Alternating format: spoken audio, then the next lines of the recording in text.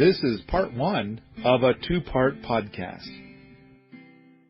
Hey, this is T. Blankenship. Are you a fan of pie? Where there's pie at Permies.com. This pie grants the user secret access. You also get free things like videos of Wheaton Labs, the ability to add 2 thumbs up to posts, and more. To get pie, go to Permies.com/pie to get the inside scoop of what pie can do for you. Again, that is Permies.com/pie. We're live. Oh, there. It says it's live. Okay. Today we're going to talk about soil tests. And I know this is going to sound crazy and gut-wrenching and stuff like that, but I'm going to talk about not doing soil tests. I'm going to talk about how to maybe go so far as to never do a soil test and why. And what to do instead. I've got a lot to say down this road, and I know at the very beginning it's going to just sound crazy and weird for a gardener. But I like to think that at the end of all of this, we'll have made things about 100 times easier for every gardener. And I'm hoping that Alan Booker is going to pop in here any minute now, but I was going to get this guy Rick Valley to be here today, and he's the guy that I met him 20 years ago, and when I met him, I was already cutting way back on my soil tests, but he went even further, and I'll get to that in a moment, and I really wanted him to be here, but we couldn't get it worked out. But so until Alan gets here, I have done a lot of soil tests, and I think I have 3 different ways to measure pH that I do myself. And on top of that, there's all kinds of study to be done about weeds that are growing and what they indicate about your soil. And I kind of feel like those are things that the two of you. So, like, first, let me do. I've got a pretty good idea what Samantha knows, but Clay, when it comes to soil tests and gardening and the relationship between soil tests and gardening, how much experience? Like, what's your knowledge set in that space? I have not done very many soil tests at all. I'm more of a holistic approach on that, and I'm looking rather than individual nutrients or anything like that. I'm kind of looking at a whole picture when I'm doing my own gardening stuff. Okay, so when you said not much at all, is it fair to say that you have done 0 soil tests? Is that true? Okay, that is true. All right. And now, Samantha, I believe you've also never done a soil test. Is that true? You're muted. You got to unmute. I've never sent one in, but I have done the jar test in quite a few different places. Okay. So it's not a laboratory test. Right. The jar test is good to be able to see, like, how much clay and sand and silt am I working with? And, you can also get an idea of organic matter, but it's not exactly a great organic matter test. But all that shit floating at the top, that's your organic matter. Yeah. But, okay. But I'm talking about laboratory testing. So, you'll go out and you'll scrape off the top couple of inches, and then you'll get a spoon and dig out, like, a few tablespoons worth and put it into a little Ziploc bag and then mail it to a laboratory that'll then send you back these paper reports. But that's the kind of soil test I'm talking about right now. All right. So basically this is an essay that I wrote apparently 4 months ago, and it had to do with, I can't remember what was going on, but stuff was going on. I'm trying to talk to somebody, and it seems like a lot of times I write this kind of stuff. It's when in 1 week, 4 different people will bring up the exact same thing. And it's like, surely I've written this down somewhere before, and it turned out I hadn't. So I wrote this because I just needed to say the thing. And so today we're going to try and mash it into this video format.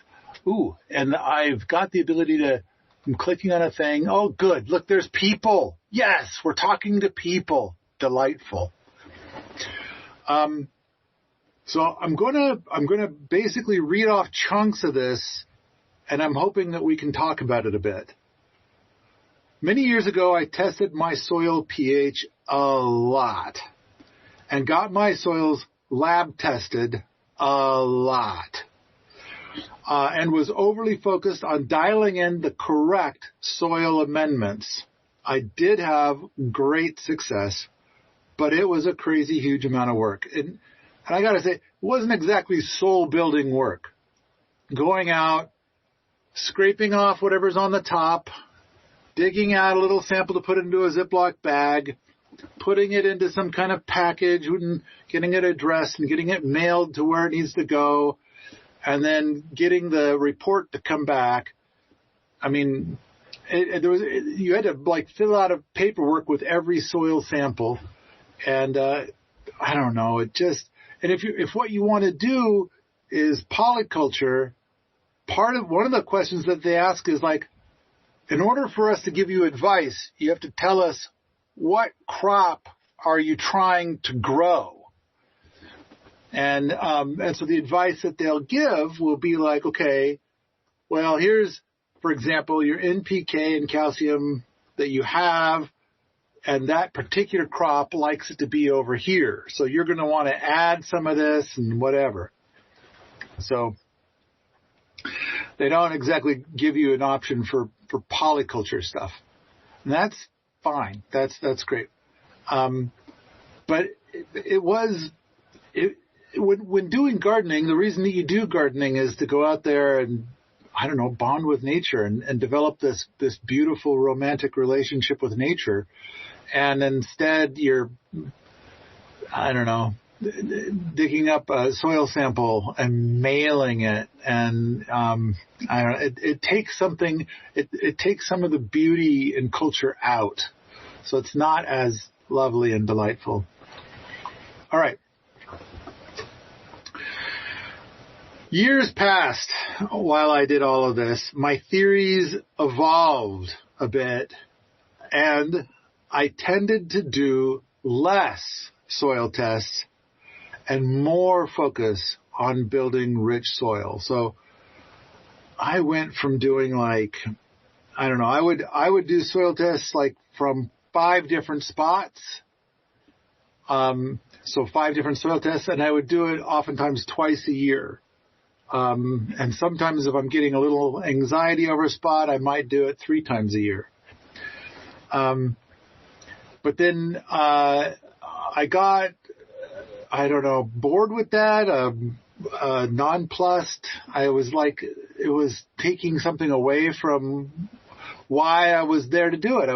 And so I did it less and less and less, and instead just focused on, well, to build soil is going to be really what I want to do anyway, and there is going to be a polyculture. I mean, and usually there's not anything too scary, but 20 years ago, in fact, here we are, we're in late January as we're recording this. So it was 20 years ago to the day, I took my first ever PDC. And Rick Valley was a guest instructor. And I don't know, if you ever take an in-person PDC and you have a lot of guest instructors, some of the guest instructors are okay, and some of the guest instructors are like superheroes. And so I really liked Rick Valley. And in fact, he's in some of my videos.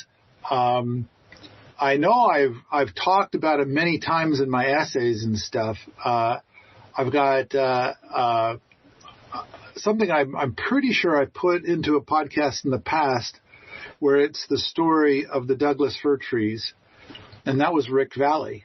And so But all right, here I am 20 years ago at my first ever PDC, and Rick Valley talks about, it sounds like not only does he go to a lot of places to do permaculture designs, but he's also had decades of being like a landscape architect kind of guy and a landscape laborer kind of guy. And so he keeps going to all these different places, and it sounds like he did a lot of soil tests for years and years and years. But his conclusion was that he would do the soil tests, and then they would come back and make recommendations. And then as the years passed, he found that he was always doing the exact same thing no matter what the soil test said. So he just stopped getting the soil test. So let me see if I wrote this. So 20 years ago, I met Rick Valley. He had a similar story, only his go-to solution was deep mulch, a good 4 to 12 inches deep, depending on the material. And the mulch would change for different species. So like whatever it is you're trying to mulch, you would use a different kind of mulch. The way that he told the story was that he would get soil tests, put down deep mulch, and new soil tests would show dramatic improvement. And so after many years of this, he got into the habit of skipping the soil tests and got the same excellent results. There was only one time that deep mulch did not work. And in that case, he did do a soil test. So he did the deep mulch. It didn't work. After it didn't work, then he did a soil test. Like, why is this not working? I'm going to do a soil test and see if I can get any clues that way. So he did the soil test. And he found out that he had toxic levels of P and K, so phosphorus and potassium. The thing is that all soil tests start with NPK, so nitrogen, phosphorus, and potassium. And then with the Albrecht method, you're going to really focus on calcium in the soil. And beyond that, I think now we focus a lot more on how much carbon is there in the soil. But there's going to be like more than a dozen different little nutrients. Like I remember boron was one. And I remember that there's different kinds of, different flavors of boron that you might add to your soil, but it's a micronutrient, so you don't want to add very much. It's just kind of a dusting. But again, there's like, I don't want to say 20 things. It seems like it's not quite 20. It seems more like it's going to be something in the neighborhood of 15 to 16 different things that are tested for in a soil test. So, but the main ones are NPK, and that's the ones that most people talk about or did talk about for years until the Albrecht method came along. And then calcium, basically Albrecht felt that calcium was more important than NPK, and he had certain results. So, the thing is that, so Rick Valley did his deep mulch, it didn't work. Then he did a soil test, and he found out that he had toxic levels of P and K, so too much P and K. And then he did a very fascinating thing that was so important to me, because I didn't believe, because when I did the soil test on my property at that time, 20 years ago, I was living on Mount Spokane. When I did the soil test, I thought that my P and K levels were high, but I didn't think of them as being too high. And I was very confused. I was struggling to get things to grow. And I had this, the property that I had used to be for growing hay. And I kind of got the impression from talking to the old guy that used to own the land that he fertilized the hell out of it. And then basically it turned out he was starting to spend as much on fertilizer as he was getting paid for the hay. So he decided to get out of the hay business. And so the P and K accumulated. Oh, look, here's the soil test. And so, I can't read all the little things on there. But, all right. So I believe in hindsight what happened is that the P and K accumulated mostly in the surface because that's where he was laying down the fertilizer, and there was like no nitrogen whatsoever, and so all of the soil there was really scrubby grasses. Like you could see wherever you walked, you can see the soil, and it's like, really, this used to be a place where you grew hay. But of course, what happened is that he grew the hay, and then he would cut all that organic matter down and bale it and sell the bales. And so each year he would get several crops of hay and then bale it and haul it off. So he's, in a way, hauling away all of the organic matter, slowly turning the soil into dirt. And then the way that the hay would survive is that he would just give it more and more fertilizer, but the P and K would accumulate, whereas the nitrogen would dissipate. So now I thought it was just high levels of P and K, so I didn't have to worry about P and K. But instead, as Rick helped me to understand, I had toxic levels of P and K in my soil from all that over-fertilization for so many different years. Okay. The fascinating thing is that what Rick did is he planted alder trees. Oh, and it says it there. And so there was only one time that deep mulch did not work. And in that case, he did do a soil test and found toxic levels of P and K.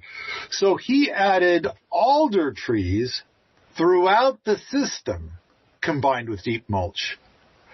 The alder trees would take up a lot of P and K while putting extra nitrogen into the soil. So alder trees are nitrogen-fixing trees, and they apparently tolerate toxic levels of P and K.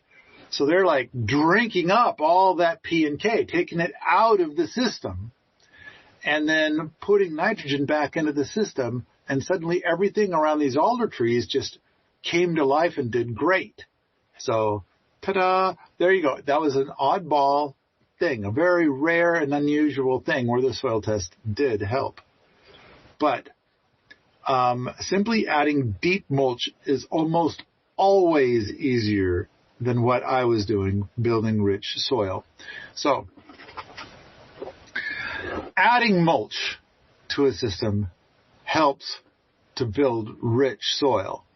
But another really awesome ingredient at building rich soil is going to be to have a living root in the dirt where you're trying to build a rich soil. And then all of that does even better at building rich soil if you're going to irrigate. So if you're starting off with dirt, then dirt tends to dry out really, really fast. And most of your growies, even if you've got a bunch of mulch on there, aren't going to do so good with just dirt. Now, if you're going to mulch heavily and there's going to be some rainfall, then it's going to begin. You're going to start to build soil. Some of the organic matter at the bottom of the mulch is going to rot and feed the soil. And then also the plants that are growing there, the living root that's in there, it's going to be doing a lot of root exudate shedding. It's going to, so those little root hairs, those microscopic root hairs, it's going to put a root hair out, do its thing, and then it's going to sacrifice that root hair. And so that's putting organic matter into the soil of a different type. Now, before going on with this, okay, I want to touch into root exudate stuff, but hey, Samantha and Clay, I'm just sitting here, I'm going off on a tangent, do you guys have anything to add at this point? Samantha? Well, I was curious if all that root exudate and the stuff that the little worms do and all that, does that come up on your soil test? When you test, like, do you see, like, there's this much of the, the gooey stuff the worms make that hold the soil together and all those things that come out of the plants? When you have the polyculture, everybody is giving different things. Do you see that? Is there like a level of, is there like a fertility or I don't know what it would, not just the nitrogen, but is there a way to measure that? when you get the soil test back, it does tell you about organic matter. But I love that you talked about the earthworm, because as the earthworm moves through the soil, you actually said something about it. And it's like, I don't think I've ever heard anybody actually talk about that, but that's what I think about a lot. Really? Because you see it. Like they create, when they make their hole, they create that, and that's structure of the soil. I mean, I think that's what they call tilth. And so rather than the word tilth, which I kind of shy away from the word tilth, but it does, you're right. But I'm afraid newbies think it means something else than what it really means. I like to say soil structure, and that's exactly the word that you used. And a lot of people want to talk about soil aggregation or soil aggregates, and that is fascinating and good. But I love the phrase soil structure. And when I think of soil structure, I think of those 3-year-old worm tunnels that are being held together by the slime that the worms put into their little tunnels. And so they kind of exude this goo that kind of holds the tunnel open. And now, because of all these little worm tunnels all through the soil, it gives you soil structure. It holds the soil together in this shape. All those worm tunnels help to hold the soil in place. And it makes it so that water and air can move in and out of the soil better. And now your soil gets deeper and deeper and deeper because of all those worm tunnels made by worm slime. This is what's in my head. I know I've never written about it. I've never podcasted about it. I've never talked about it. But I'm so glad you brought up, you said it. You said structure, and you talked about the worm slime. I think it's really important what they do. You know, I mean, you can have just a barren place with nothing growing and no vegetation and no even debris, and the worms will come out at night and go and get a piece of debris and bring it back. And so eventually there's a little pile around their hole. And I would look and see, what are all these little piles of duff and needles and bits? And you scrape that away, and there's a hole. Because every night he goes out and gets a little bit. And then they also find each other, of course, from hole to hole. So I just think it's really neat the way they create an environment in the depth of the soil. Yes. Yeah. And it kind of comes back to this one thing that Sepp Holzer would do. He used his greenhouses not for what everybody else uses greenhouses for. The only thing he did with his greenhouses was to do worm breeding, earthworm breeding. And he had 4 different species of earthworm.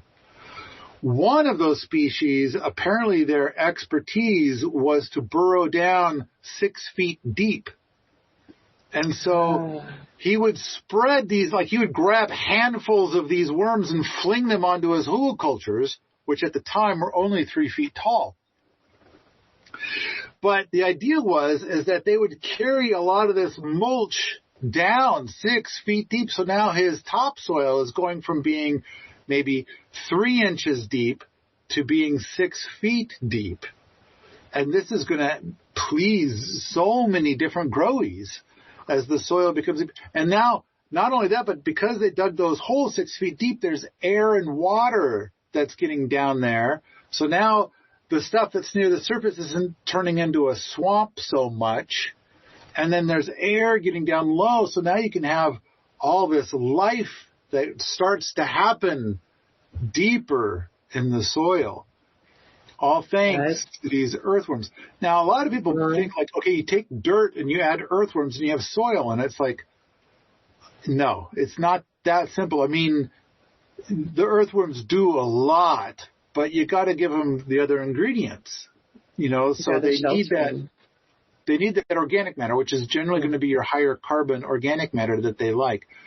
And they do pile it up near their little holes. But usually what you find piled up around the little holes is earthworm poopies. Poopies from the earthworms. And so that's what's usually piled up around there. Eventually that can actually be the main composition of the soil on the surface is really just earthworm castings. They've done so much pooping, and they go down there and get minerals and all these things that the plant might not be able to reach, because they have to go down where I live. It's so dry in summer and it's so cold in winter that they hide. They're totally dormant and you wouldn't find them. And I don't know if I have the 6 feet deep ones, but they're down really far. And then when they wake up, they come and bring stuff that my little garden plants couldn't reach, those minerals, but they're bringing nutrients, or, they're bringing minerals up. I don't know how much nutrient. The other thing that they do is that they find something yummy and they take it with them down deep. And they're like, I'm going to eat it down here while watching TV. Yeah. I'm going to watch Game of Thrones. I'm going to eat my leaves and have a little party, the superb owl party. And and now you're getting organic matter, more carbon down deep in the soil because, the earthworm drug it down in there. And so. Yeah, that pile is the things that didn't go with them, because you can watch them and they'll take things with them. And then there's things that get scraped off. And that's what that pile is created about so they're taking a lot more in there than I'm seeing. So, okay. And earthworms, it's just the beginning. It's like one species out of, let's say, 500 that are in your garden doing stuff. And granted, some of them are not your friends, but most of them are.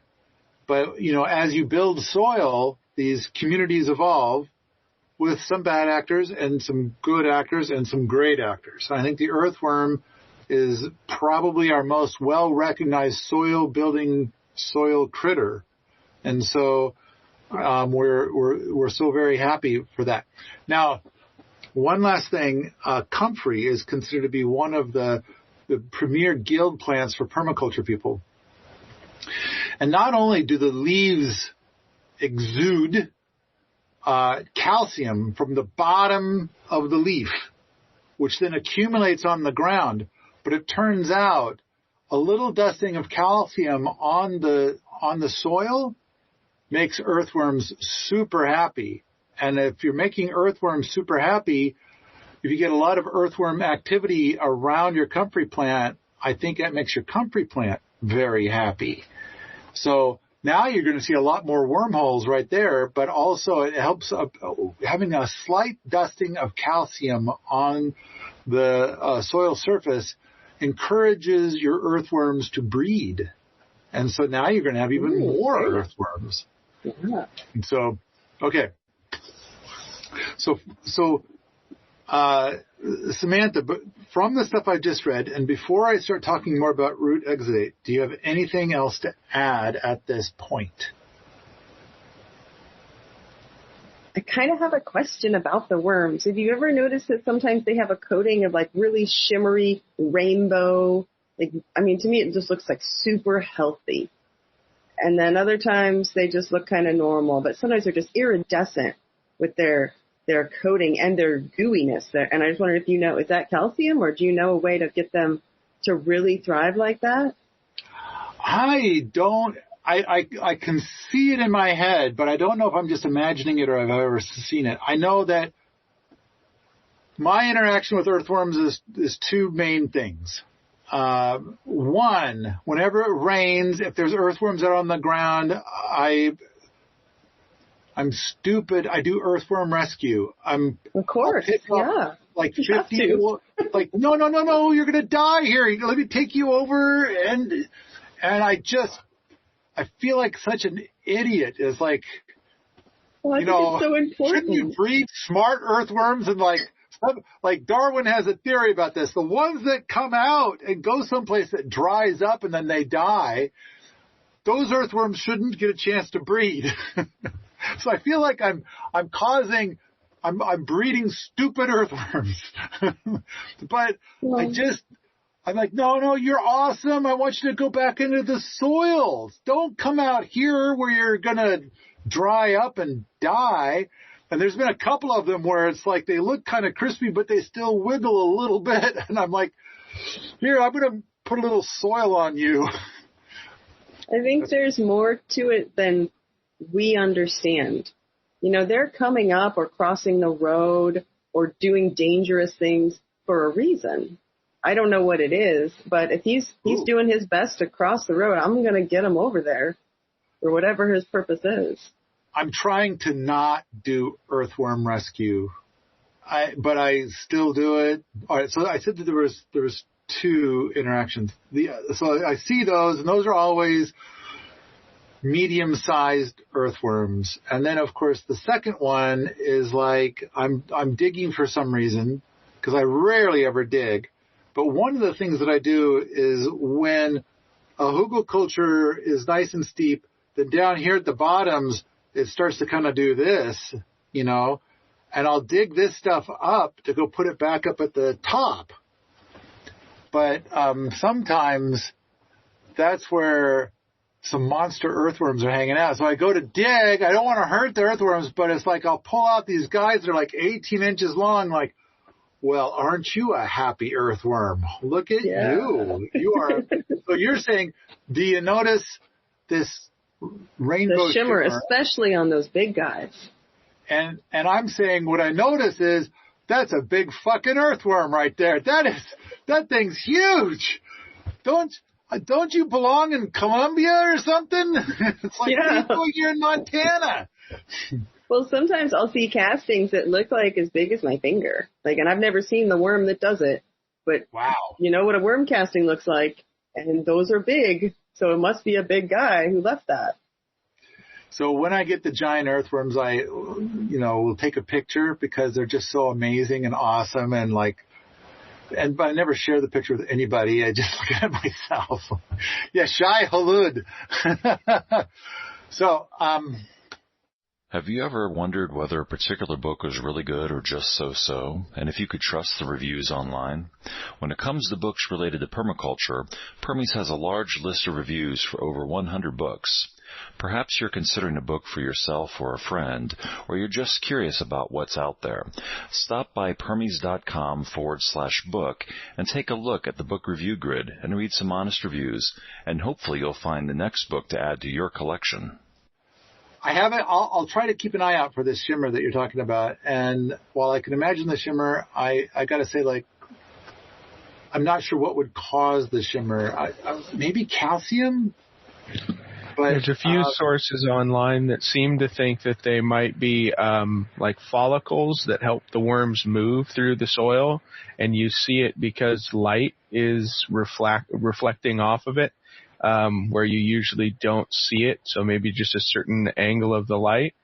I seem to notice it's when they're extra slimy, and so I don't know if maybe the slime is highlighting these follicles or it's something else entirely. But when I was looking it up just now, it seemed that there were a lot of differing opinions on it.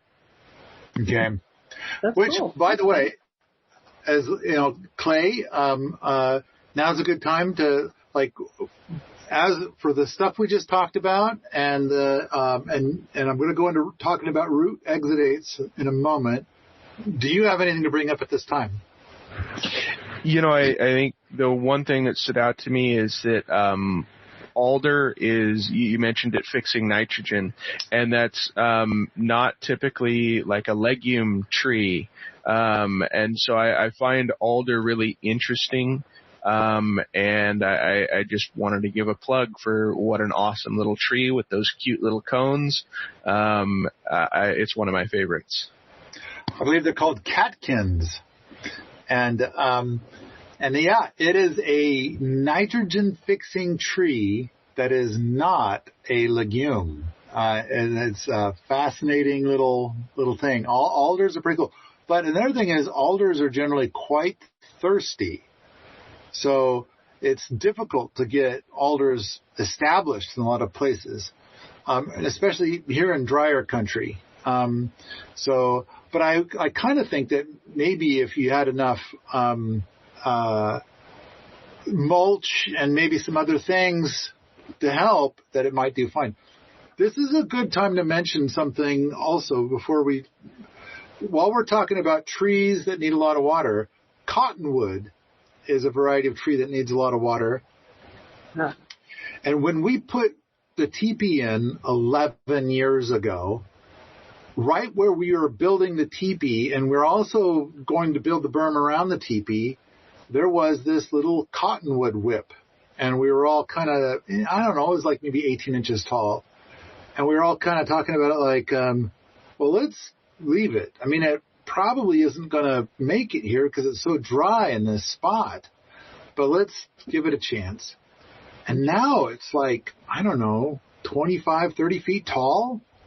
And but the thing is, on one side is the teepee. So when water lands on the teepee, it all gets shed off over to where the cottonwood is. And then on the other side is the berm. And so, you know, I think most of the water goes into the berm, but any water that doesn't kind of works its way towards that cottonwood. Because, of course, with the berm or the hugelkultur, things tend to be wetter at the bottom than at the top. And then, of course, that whole sun scoop shape that's 15 feet tall around the teepee is helping to reduce wind, so it's not going to be as dry. So now that cottonwood is getting by. It could have been an alder. And so sure, yeah. Some people have kind of said, maybe should we take that down? And I'm leaving it. I'm going to, you know, leave it there. So I don't think it's threatening anything. I think it's looking beautiful. So, yeah, all right. It's neat how a structure, or in your case the teepee, all the moisture is stored. That comes there for winter is just stored all summer because there's nothing to make it go away. And the hugel berm the same. So he's got tons of water, even when we have our dry season, because of the storage. I think it's a great way to keep water. We should go and take video of that cottonwood tree when it's like in full green and talk about it, because there's not enough water there to support a cottonwood, and yet that cottonwood is thriving. And so what a beautiful microclimate thing to talk about. I mean, I keep saying we've got like 500 really fascinating things to make 500 fascinating YouTube videos, and we keep not doing it. And I hope we get to it. But and I know, we'll Samantha, you keep videoing some things, and then you send the video to Andreas, and Andreas has made a couple of videos from the video you take. Okay. Now, I thought they turned out pretty nice. Yeah. Yeah, and there's plenty more where that came from. But, okay, I'm now going to talk about root exudates before we go on to the next section of today's thing. When you do a soil test, it comes back with NPK, calcium, boron, copper, a bunch of, these are all elements. And granted, some of the things it'll break it down into some slight variations, but still elements, nitrogen, phosphorus, calcium. These are elements, not molecules. But of course, generally they're, attached to something to make a molecule of something. But this is a chemical analysis. And, but I kind of want to make the point of like, when you eat an apple, now I don't know what the chemical analysis is of an apple. You're probably not eating the apple, because it's like if I were to make a bowl of nitrogen and a bowl of potassium and, so on and so forth, and gave you a spoon for each, I don't think anybody here would eat any of that. But what you would eat is an apple. And the apple is going to contain not only a bunch of different molecules, which are going to be, but it's going to contain a bunch of different, I'm going to say, life organisms. There's a lot of life in an apple that you're going to eat fresh, even if it's been stored a month. When you go to eat that, there's a bunch of life in that apple. And, I would say most of it's probably going to be carbon and water. But there's malic acid giving it that flavor, and there's a buffet of different acids and a buffet of different carbons, carbohydrates, things of that nature. There's a bunch of stuff in there that doesn't break down NPK very well. Now, so I bring that up because I think plants are the same way. If you go out and put a bunch of nitrogen on your soil, the plants are going to take off. But I kind of can't help but think that would they do better getting apples than getting NPK? You know, like, and I guess what I'm trying to say is that before people were putting stuff on the soil in order to be able to adjust the soil chemistry so that way the crop would do better, what did plants enjoy before that? And I want to say that the thing that they enjoyed was going to be, sure, all kinds of minerals in the soil, water and air, and then other kinds of organic matter in the soil is going to be part of it. But I'm going to say a thing that I'm making up, and I could be wrong, but I'm going to say that I think that their favorite food, the thing that they like to eat the most, is going to be root exudate from species that are not them. So like if we're talking about a carrot in the soil, then carrot, if there's a whole bunch of carrots all in one spot and there's root exudate from another carrot, I think our carrot does not want that. But if there's an apple tree, I think our carrot's going to say, nom, nom, nom, nom, nom, that is yummy. That's my favorite thing. And then there could be root exudate from a bunch of other things growing in the soil nearby, and those are the things that are the favorite things of the carrot, not NPK, calcium, etc. Now, granted, if your iron levels are off or your boron levels are off or any of those things, then the carrot's going to be less likely to take up what it thinks is yummy. However, at the same time, its favorite thing to eat is going to be like, let's say, apple root exudate. I'm making this up. I don't know what a carrot's favorite thing to eat actually is, but I'm making this up. And I'm going to say like, okay, let's suppose we have an aged soil with good soil structure, like we were talking about earlier. That soil is also going to contain a lot of mycelium. And it's already been proven that the root exudate of one plant gets transferred to another plant 10 times more when you have an aged mycelium in the soil. So, therefore, if we go to an organic carrot farm, they till many times before they start to grow the carrots because they're trying to get rid of weeds. Yeah, they're breaking up all that mycelium. And then they're going to... Exactly. They're breaking up the mycelium. They're killing the mycelium. Every time you till, you lose 30% of your organic matter. And so a big part of that organic matter is going to be mycelium. It's also going to be all those little worm tunnels. They're going to be utterly destroyed.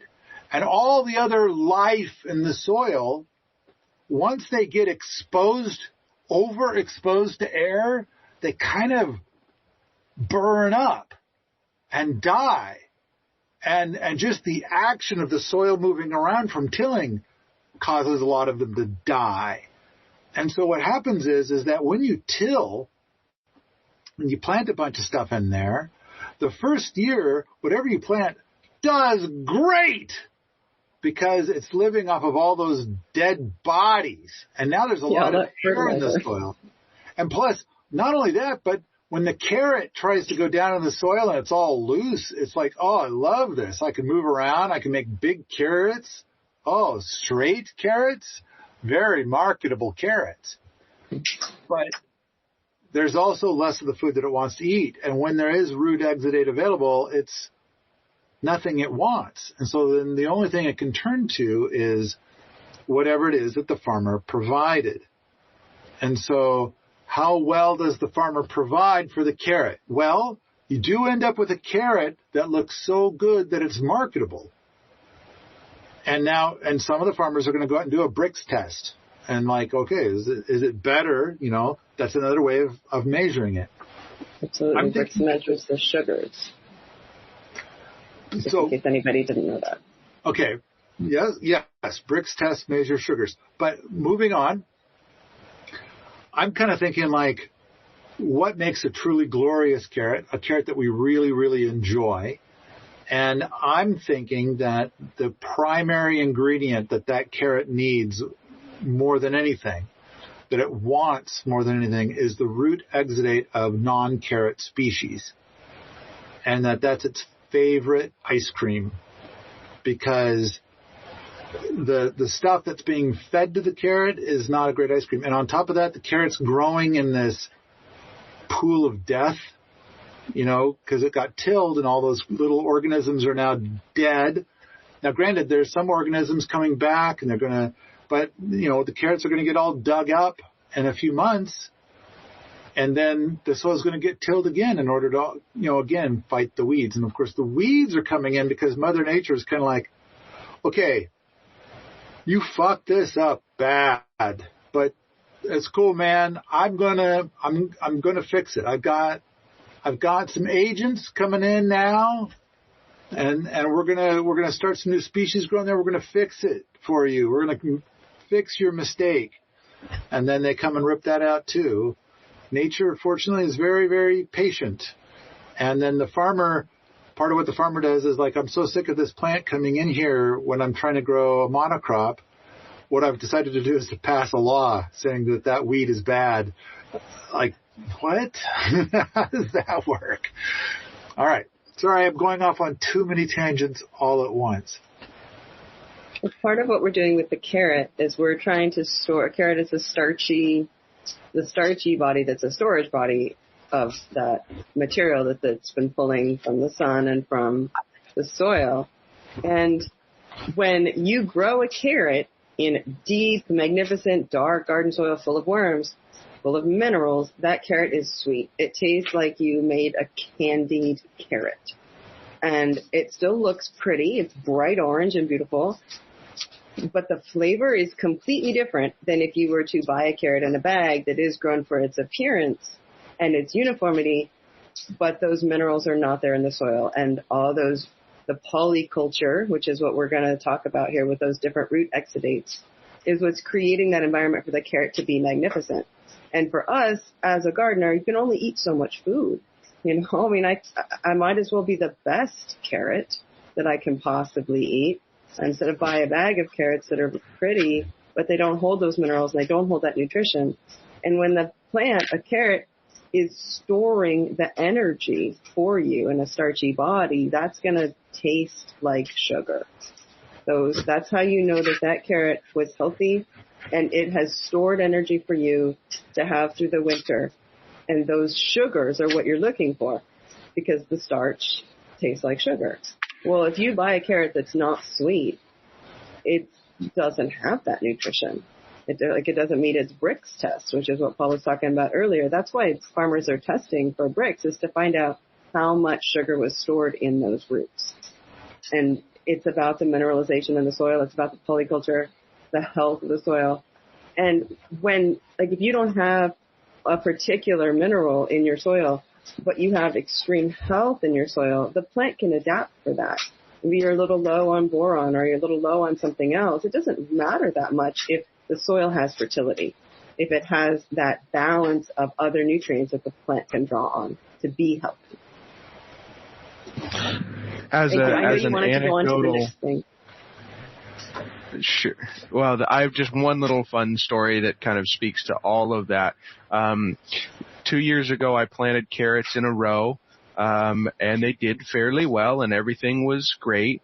And one seed happened to fall out of my packet onto my mowable meadow that was adjacent to the garden plot that I was working on. And that was the biggest, best, and sweetest carrot that I had that year. And so, yeah, just in a nutshell, I think that all of this becomes kind of self-evident when you give it a shot. So try not tilling and put that carrot seed somewhere where you maybe didn't expect it to be perfect, and look what good things happen. I love those kinds of stories. That's like, to me, that's the ultimate in gardening. And I've got so much. I mean, I kind of feel like when people grow their gardens on a flat space and everything is in rows, to me, it's like, okay, I saw those dudes over there with the tractors, and this is what they were doing. So I'm just doing it on a smaller scale. And so it's like the whole thing about the row really has to do with tractors. And it's kind of like I love the idea that the gardening that we're doing is more about the tractors can all go fuck off. And in fact, when we make hugelkulturs, tractors can't get in there. And now I'll sometimes plant things in a row, but what I'll do is I'll do it in a diagonal line going up a hugelkultur, and it's because I've got one of two reasons. One, I've never grown this before, whatever it is that I'm planting. I want to see if it's all in a row. I know I planted it. It didn't volunteer. And then I'll also mark the row. I'll usually put a piece of string, cotton string, but from the 2 points, and I'll put a label on one end. Usually I write it on like we clip out pop cans, like aluminum cans, and we bend the edges down so the edges are soft, and then we use a ballpoint pen and we write on the blank side to say what it is. So it'll last like 6 months. Wow, that's a great idea. The thing is that if it's something I've never grown before, then A, when it starts to come up, I'll be able to tell what it is.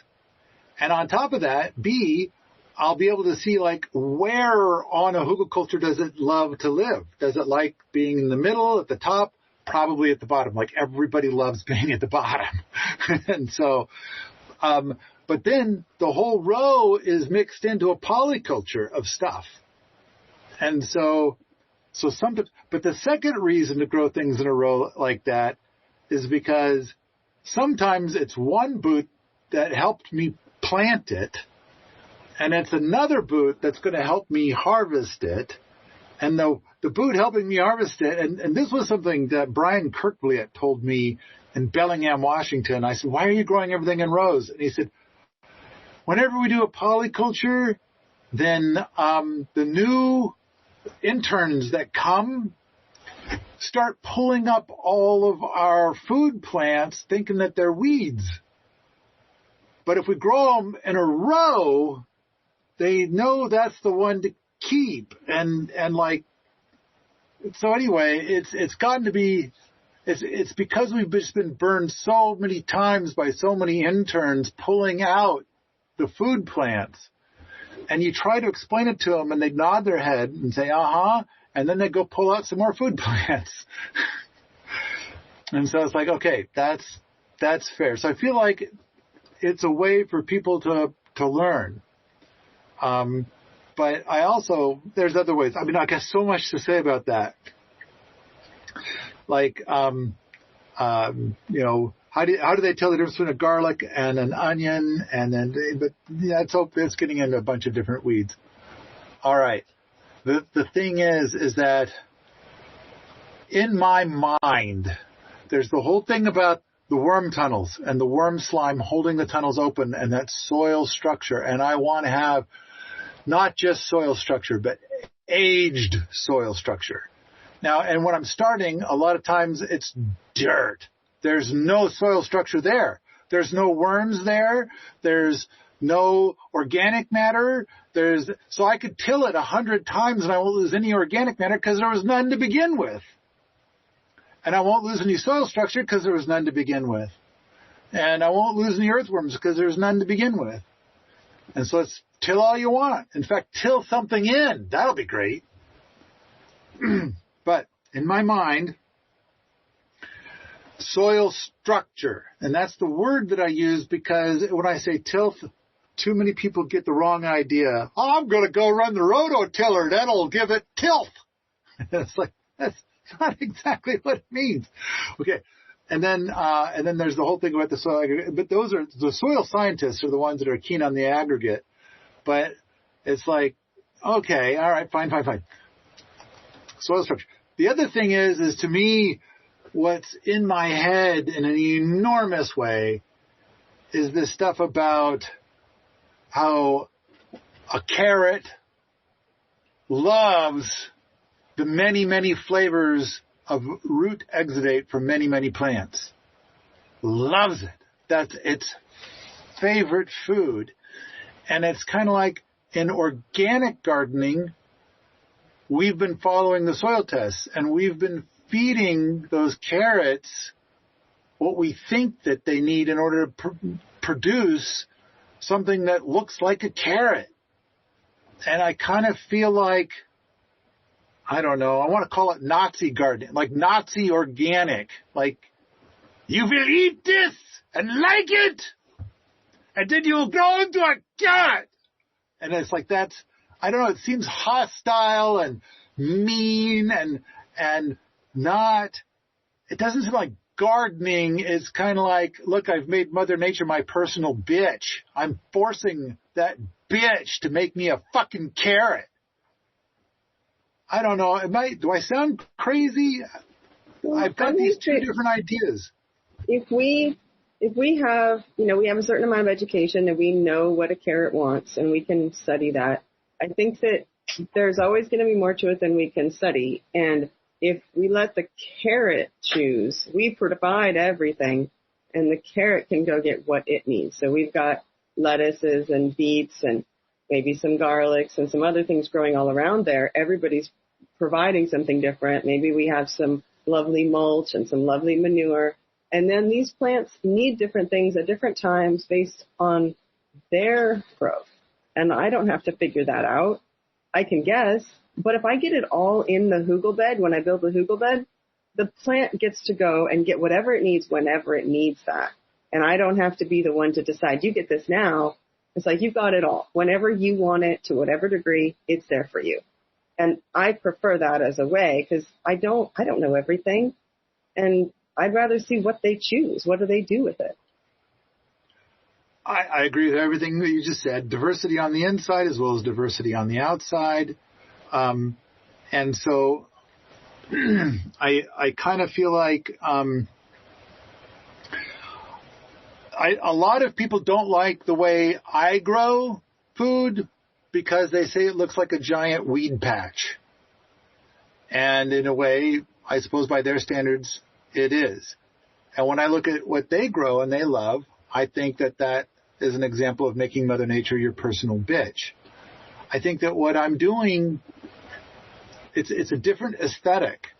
It's a different way to do it. And on top of that, I want to develop techniques where the weeds become our foods. I mean, right now the weeds are our foods. We've got lots of weeds growing here that we eat. But the things that we think of as our gardening crops, I want those, even the annuals, to become our weeds here. And that's, but now we're getting into landrace gardening and stuff like that. I think that the big thing is that when we talk about growing things in rows, those people with those aesthetics think that what I'm doing looks like an ugly weed patch. And to me, it's 1,000 times more beautiful than their idea of the best garden. It's just a different set of aesthetics. But I do believe also what you're saying, like if you have diversity on the inside, diversity on the outside, which we talked about at the hugel culture thing, I think that then almost anything will do well. And then the next thing is like we've got an abundance of different things growing all the time. And like this particular spot is awesome for potatoes.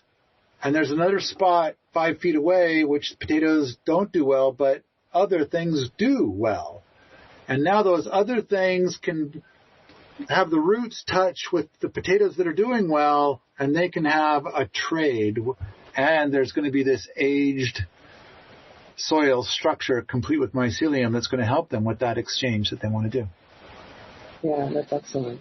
I think the rows or the wild garden patch kind of depends on, I think gardening is all about your joy. So for you and your personal garden, you're going to love to have it just be a wild, crazy idea of what everybody do whatever they want. But like for me, if I'm going to grow a garden for my dad, he's going to be happier if the onions are in a row, if he can find them, if he can see everything. So, I'll do rings, like there's a circle and if I do a row, I'll mix it up so there's a pattern. So the plants aren't in monoculture. They're having someone different next to them, but it's still organized. And for myself, I don't care. I'll just throw it all out there because I love to see what happens. But if I want to do it for somebody who will prefer it in a row, or when you have your boots and you want to make sure they can go find the carrots when it's time to eat, I think it makes a lot of sense to find a way to have an organization in your polyculture, depending on who's going to be enjoying that garden. Right. I agree. And I like the idea of, through all of this, to come up with a way to grow all the foods that people want to grow, that is like double the food for 1/10 the effort. Because those guys that are out there growing things in rows, they're tilling, they are doing a lot of weeding, they generally irrigate more, and they have to do soil tests and lay down a lot of fertilizer. Well, you'll have to irrigate more. If you're going to tear up that mycelium, you're going to have to continually put water in because the mycelium is a huge sponge. And if you allow that to proliferate and go all through your soil, so much water can be stored. But yeah, if you're tearing it up all the time, you're going to have to add more water. All right. I'm going to move on to the next bit unless you guys got anything else to add. Let's see. About 4 months after meeting Rick. Oh, I love this story. I don't know if I've ever shared this. I think this is us. This is our everything. Okay, about 4 months after meeting Rick, I was at a friend's house. And not that it matters, but this is in West Seattle. And I mentioned that because I know that, Samantha, didn't you live in West Seattle for a little bit? I did, yeah. So lovely. I was just visiting my friend because the PDC that I took was nearby. And yeah, anyway, all right. So I'm visiting a friend. I'm at my friend's house. I'm going to be there for like a week.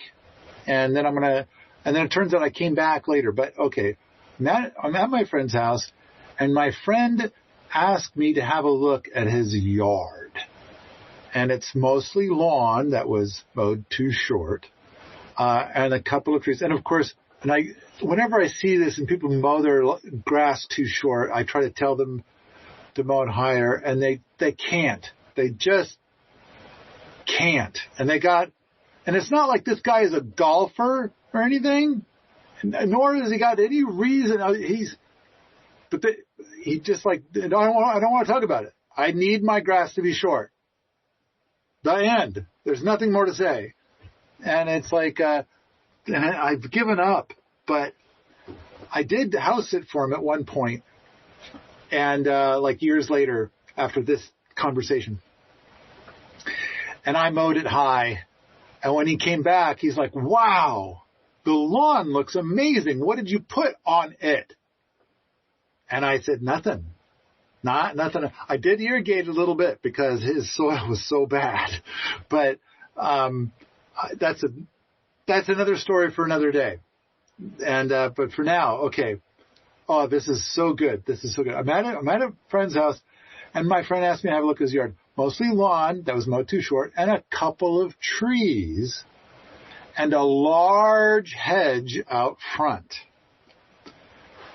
There were 2 trees that were the same. I don't remember what kind of tree it was, but one planted in the front yard and one in the backyard. They're both 8 feet tall and looked pretty sad.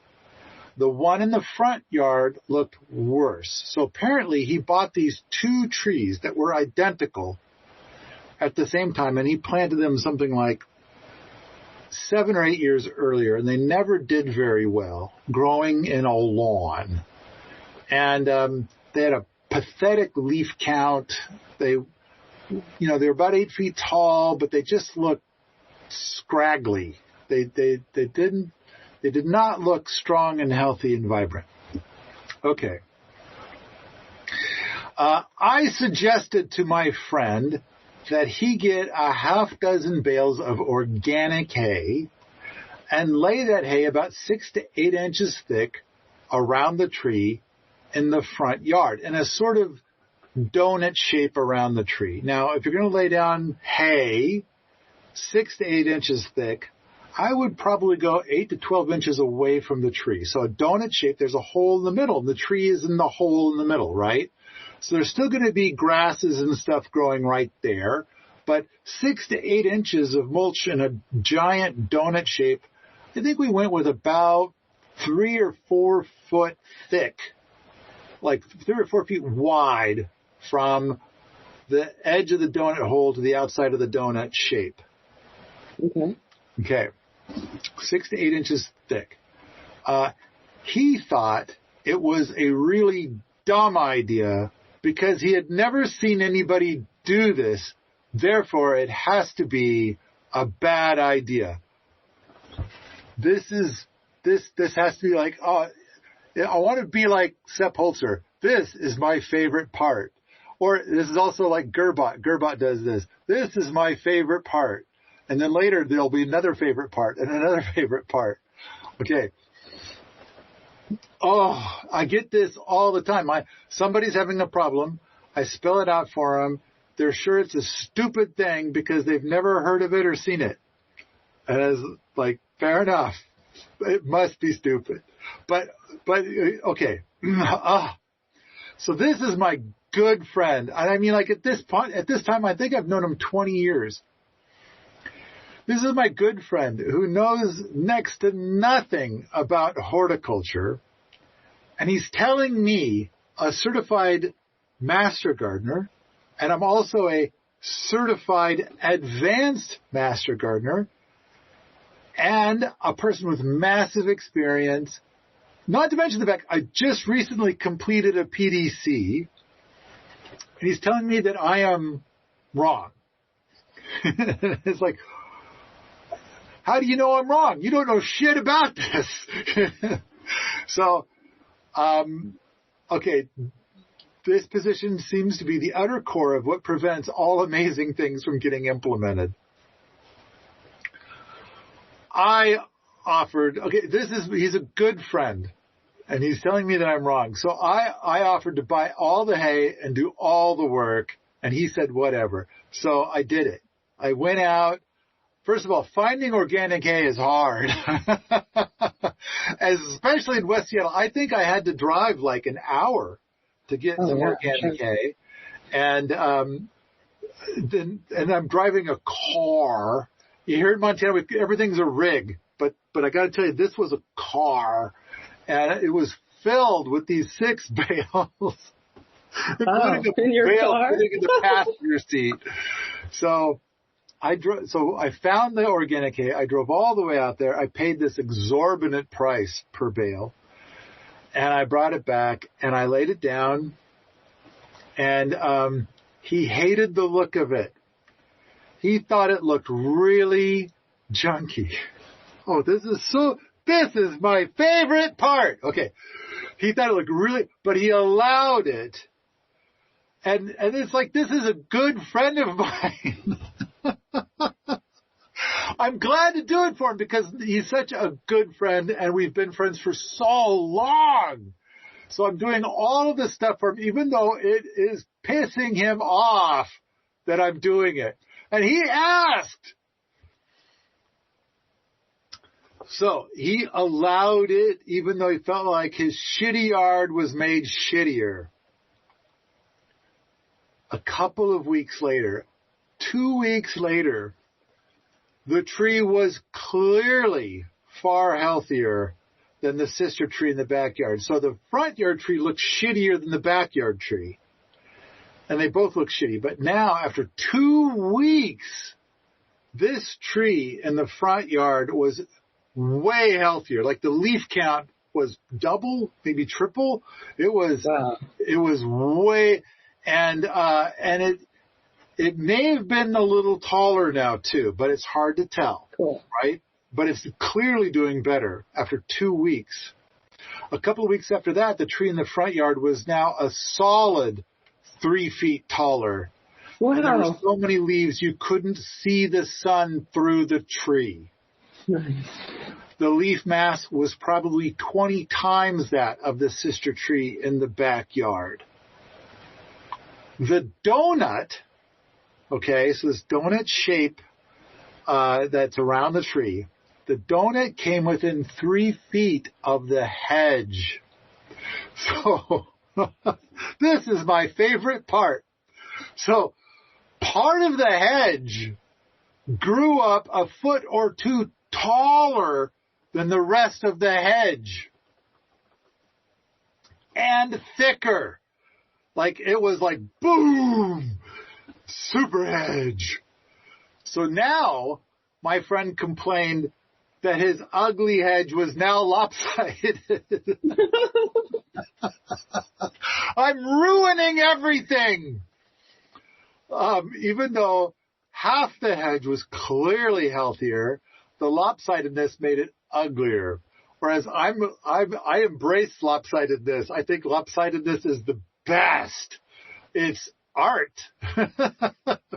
But, you know, he wants this. He's trying to pursue this manicured look, but he doesn't know what he's doing.